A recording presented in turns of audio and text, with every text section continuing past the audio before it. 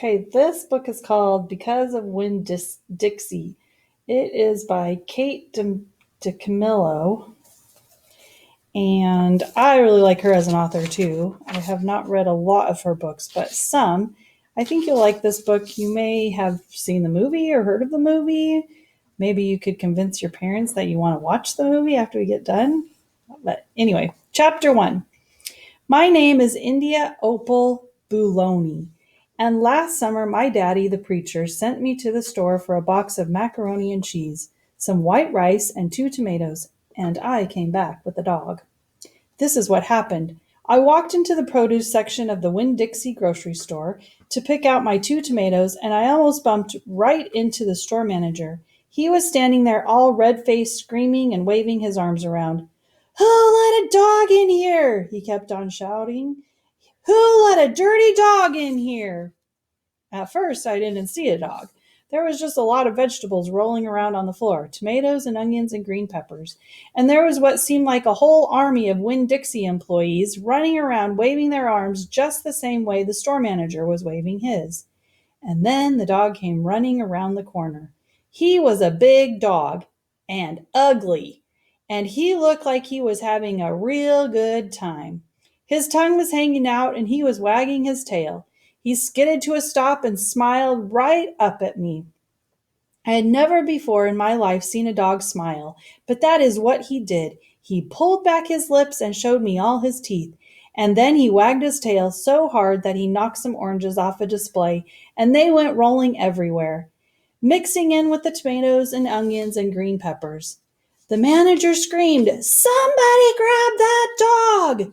The dog went running over to the manager, wagging his tail and smiling. He stood up on his hind legs. He could tell that all he wanted to do was get face to face with the manager and thank him for the good time he was having in the produce department. But somehow he ended up knocking the manager over, and the manager must have been having a bad day because lying there on the floor, right in front of everybody, he started to cry. The dog leaned over him, real concerned, and licked his face. "Please," said the manager, "somebody call the pound." "Wait a minute," I hollered. "That's my dog. Don't call the pound." All the Winn-Dixie employees turned around and looked at me, and I knew I had done something big, and maybe stupid too. But I couldn't help it. I couldn't let that dog go to the pound. "Here, boy," I said. The dog stopped licking the manager's face and put his ears up in the air and looked at me like he was trying to remember where he knew me from. "Here, boy," I said again. And then I figured that the dog was probably just like everybody else in the world, that he would want to get called by a name, only I didn't know what his name was. So I just said the first thing that came into my head.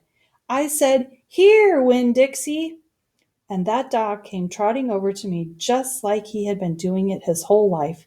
The manager sat up and gave me a hard stare, like maybe I was making fun of him. "It's his name," I said. "Honest." The manager said, Do you know not to bring a dog into a grocery store?" "Yes, sir," I told him. "He got in by mistake. I'm sorry. It won't happen again." "Come on, Winn-Dixie," I said to the dog. I started walking, and he followed along behind me as I went out of the produce department and down the cereal aisle and past all the cashiers and out the door. Once we were safe outside, I checked him over real careful, and he didn't look that good. He was big, but skinny. You could see his ribs, and there were bald patches all over him, places where he didn't have any fur at all. Mostly he looked like a big piece of old brown carpet that had been left out in the rain.